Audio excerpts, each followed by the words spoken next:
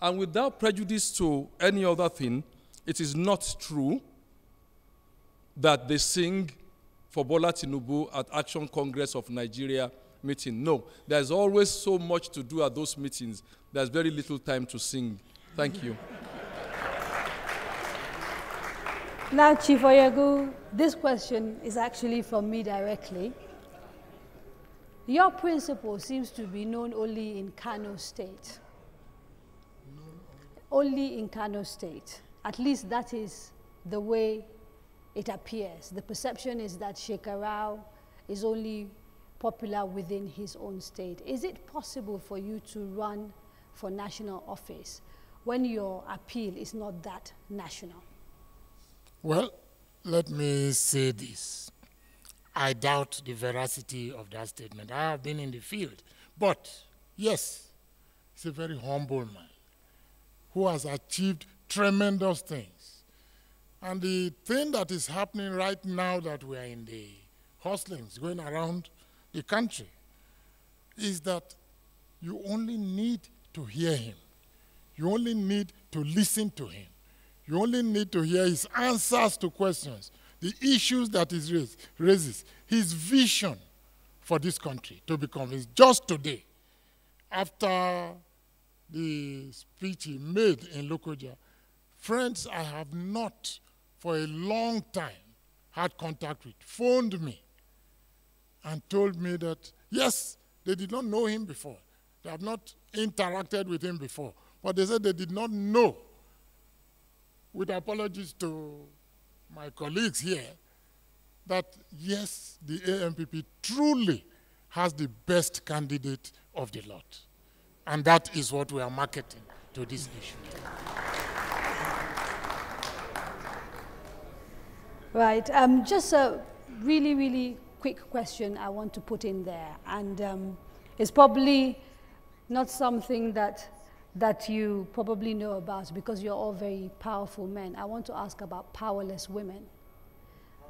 Powerless women, women who die at childbirth, women who get raped, women who get assaulted. In a minute each, can you tell me what your agenda is for the Nigerian woman? To start with, the first head of state, as we were called then, and perhaps the first president, to initiate the affirmative action that women must be included at all levels of government is General Muhammadu Buhari, who signed that decree into law. Besides, it's a shame that in the 21st century, our pregnant women are dying needless death because of the condition of our hospitals. A CPC government is making adequate provision that all our teaching hospitals will be thoroughly equipped with drugs, with equipments, so that antenatal, prenatal, for such women, especially the poor and the powerless that you mentioned, they can have it and go there and be taken care of, because there is enough in the land to take care of such people, except that we have heard those who made policy choices against them. Thank you very much, Pastor Bakari. Mr. Adiola? Every minority in that regard, whether disabled or women who are widowed or who are aged and too poor to take care of themselves, the state must take responsibility of children and so on and so forth. Under President Obasanjo, we started this endeavor by initially reforming the pension system, which I anchored. And we thought we were going to move the social policy agenda into these areas. But you know, they take a bit of it and they drop the bulk of it. All of them are going to come under purview, and the Action Congress Party government will take care of the majority and the minority as they manifest, beyond just the women, the disabled, the child, you know, the aged, the woman, in whatever way we find them. That is part of our social policy program. Thank you. Thank you, Mr. Adiola. Chief Oyego? Thank you. Firstly, in our policy document, a copy of which I have here, Shekarau's plan for Nigeria. it has been made very clear, to borrow pastor's words, that there must be affirmative action in favor of the women. We need to do that. They are a disadvantaged group. And like other disadvantaged groups, whatever needs to be done to give them a fair chance will be done by an ANPP government. But secondly,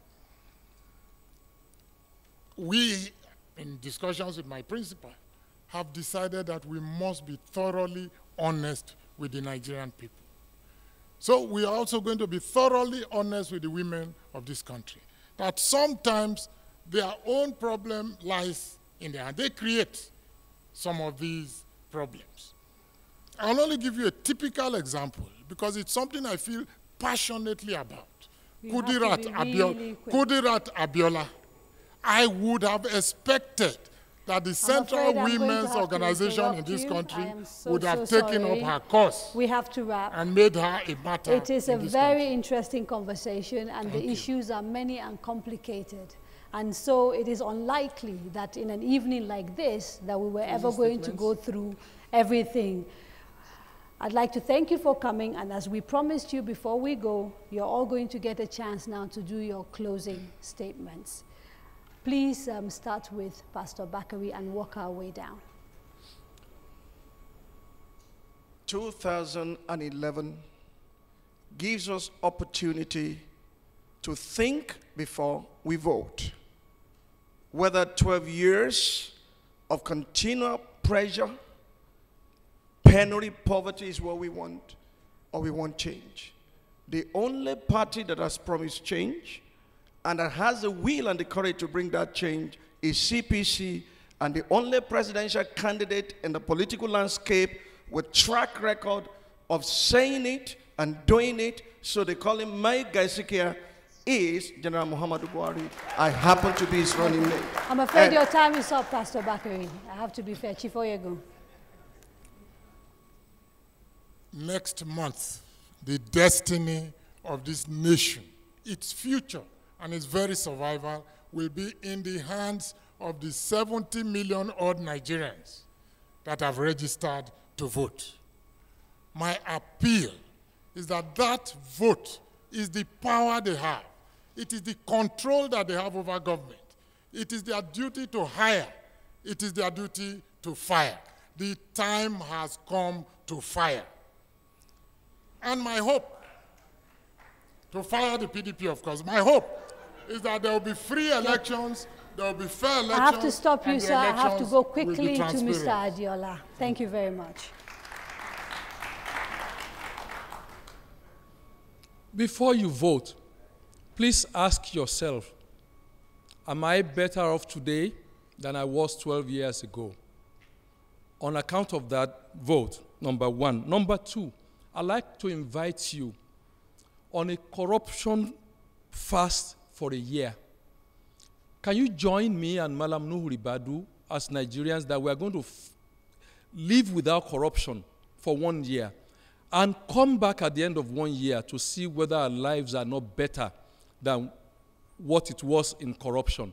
There are people who are 45 years old today who are born into corruption and know of no other way. Let's fast and check, and we'll see whether we're not better off than we were before. Thank you very much. Vote for Ribadu Adeola. They are your fresh pairs of eyes. Thank you so much, everybody. Thank you to the distinguished candidates for taking the trouble to come and spend this time with us. I am sure the conversation will continue outside this hall in different parts of the country as people get together and talk about the people that they think will change Nigeria. We'd quickly like to give credit to the people who made this debate possible: the European Union, the Department for International Development of the United Kingdom, Canadian International Development Agency, the Korean International Cooperation Agency, and the United Nations Development Agency. Next week, we hope to be back right here talking to the people who want to become the next president of Nigeria. Try and join us then.